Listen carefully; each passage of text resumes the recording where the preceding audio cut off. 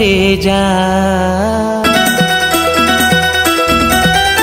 हे करेजा कहाँ जात हंसबो, करेजा निकाल के। हे करेजा कहाँ जात हंसबो, करेजा निकाल के। तोर मिलन के प्यासे जियरा, बरसा दे बरखा प्यार के। तोर मिलन के प्यासे जियरा, बरसा दे बरखा प्यार के। हे करेजा,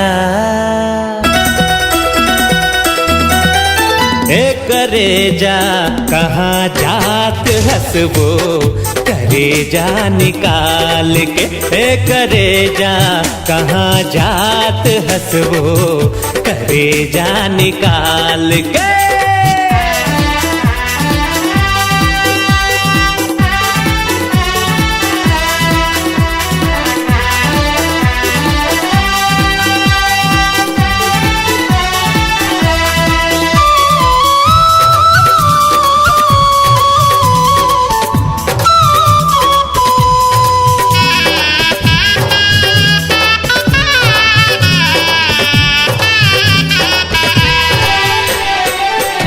पूनम के निखरे चंदा, औ मैं तोरे चकोर हूँ। ना टूटे ये माया के बंधना, जुग जुग ले मैं तोर हूँ।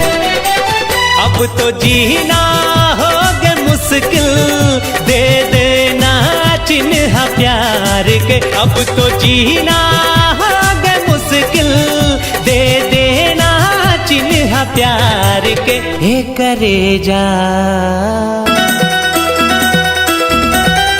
हे करेजा कहाँ जात हंसबो, करेजा निकाल के। हे करेजा कहाँ जात हंसबो, करेजा निकाल के।